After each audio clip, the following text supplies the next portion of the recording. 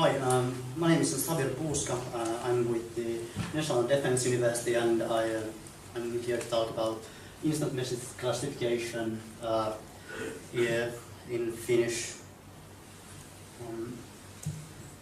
It's a brief outline. It's a kind of basic things to do with these machine learning processes. We have data, then we process it, then we have to represent it, and then we can do the classification, and then we have to evaluate how good our classification was. Then I'll have the results, our software implementation, and discussion and future work section.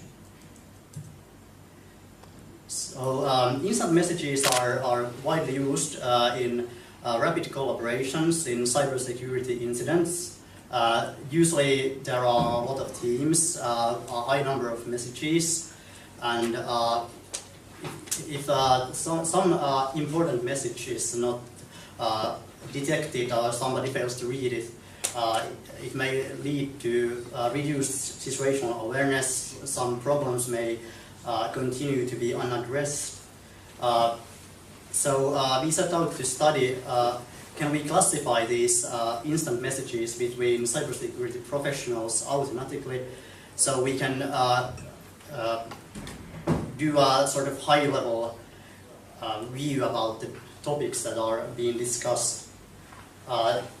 The aim was partly formed by observing real cybersecurity exercises where people really wanted to have this kind of capability, both in the playing teams and on the white teams that organize these kind of exercises. Here is a visual overview of our topic detection algorithm. So we have to pre-process the messages.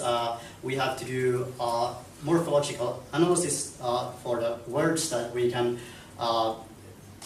reduce different inflection forms to the base form, so we don't have a vector space that is that consists of all of the forms of every word. Then we have to train the classifier with the feature vectors, and then we can do the classification. For this paper, we obtained the messages from the chats from this Kyha 15 cyber exercise. It was a bit over 3,000 messages. We manually labeled them according to this MAX-SA incident categorization. And if there were no cybersecurity related anomaly, we assigned a class tag of 0. Here is the overview of the classes. There is unauthorized access, denial of service, malicious code, improper usage, scan, and then there is kind of a catch-all investigation category there. This is the distribution of the messages belonging to different categories in our data set. So as you can see, most of the messages were in the not incident class, so they are not interesting. And there are some categories that are really rare, like the category 4. There was only 15 messages belonging to that category. Okay, the message pre-processing consisted of removing all the special characters, usernames, and time tags. The underlying system was IRC, like client, which still allowed multi-person chat rooms. So we used those raw logs and started to process them from there. So the next step is to reverse these words to their base form, so that we can distinguish between inflections of the same word. And then we did additional semantic boosting, because we know that we are dealing with cybersecurity related words. So there are some ambiguity if you use these kinds of morphological analyzers, it may give you two different base forms and only one of them is relevant. So we assigned a special cyber tag to words that are related to cybersecurity, which we added to the basic dictionary that these open source software components had. We had to add these kind of slang terms to denial of service or malware. This is dossata in Finnish or haitake, which is translated roughly as badness.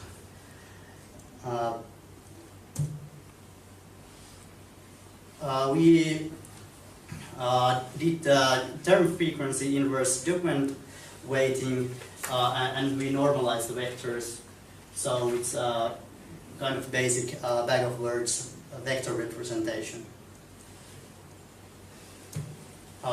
Then we set out to test what kind of machine learning classifier would be suitable for these vectors that we just made. So we took a brief look at the literature, and there is SVM and naive Bayes-based approaches.